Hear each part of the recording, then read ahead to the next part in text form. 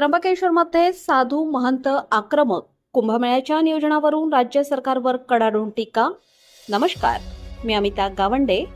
Kabir news नेटवर्कमध्ये आपले स्वागत. त्र्यंबकेश्वरमधून एक मोठी बातमी समोर येत आहे. आगामी त्र्यंबकेश्वर नाशिक सिंहस्थ कुंभमेळ्याच्या नियोजनावरून आता साधू महंत कमालीचे आक्रमक झाले आहेत. प्रशासकीय दिरंगाईमुळे संतापलेल्या 10 आखाड्यांच्या महंतांनी आज एक महत्त्वाची बैठक घेतली. या बैठकीनंतर श्री महंत शंकरानंद सरस्वती महाराज यांनी प्रशासनाला कडाडून इशारा दिला आहे. काय म्हणाले आहेत महाराज, पाहूयात आमचा हा विशेष रिपोर्ट.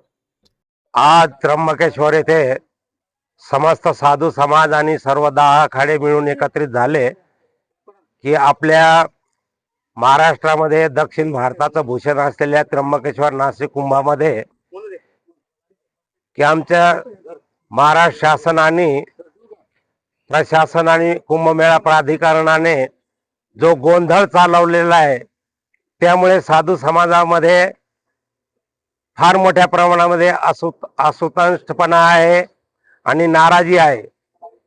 कारण जमिनीवर एकही काम होत नाही. साधू समाजाचं, आखाड्यांचं, इतर साधू संत ज्यांच्या कुटिया आश्रम आहे त्यांच्याकडे दुर्लक्षित केले जातं.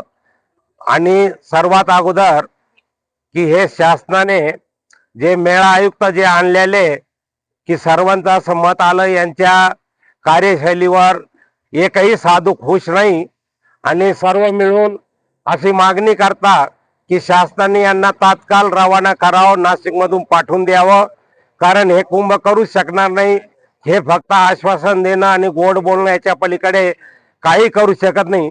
आणि सर्वात मोठी गोष्ट, आम्ही सर्व हिंदुत्ववादी आहोत, सनातनी आहोत आणि आमचं सरकार असताना आम्हाला इथे अनदेखी केली जाते.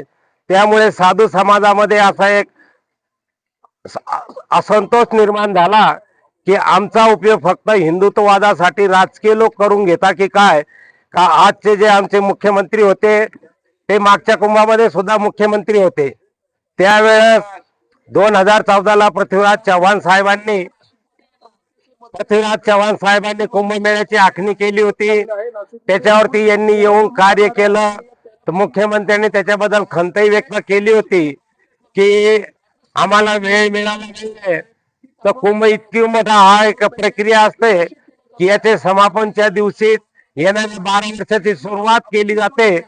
आजचे आमचे जे मुख्यमंत्री आहे हे त्यानंतर कुंभानंतर 3 वर्ष सत्तेत राज्याचे मुख्यमंत्री म्हणून कार्यरत होते.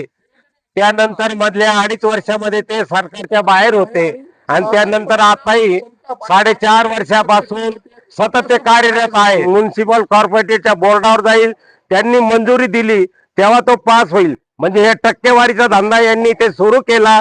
हा सर्वच मेळा टक्केवारीचा झाला. हे सगळेच अधिकारी टक्केवारीवाले आणलेले. तत्काळ यांना इथून हद्द करावं, नाहीतर कुंभ करायचा की नाही करायचा हे आम्ही वेळेवर ठरवून दाखवू. आणि या सरकारला आणि यांना आम्ही भाग पडू की आमच्या हिंदुत्वावर तुम्ही राहू नका. आम्ही हिंदुत्ववादी आहोत, आम्ही राहू, पण तुम्ही आमची फसवणूक करण्याचे काम सोडून द्या. आणि तात्काळ मुख्यमंत्र्यांनी त्र्यंबकला यावं आणि सर्वांचं समाधान करावं, नाही तर अन्यथा कुंभमेळ्याच्या परिणामाला सामोरं जावं लागेल. त्याची तयारी ठेवावी. त्र्यंबकेश्वरच्या पावनभूमीत आज साधू महंतांचा आक्रोश पाहायला मिळाला. कुंभमेळ्याला आता काहीच काळ शिल्लक असताना जमिनीवर अद्याप एकही काम सुरू झालेले नाही.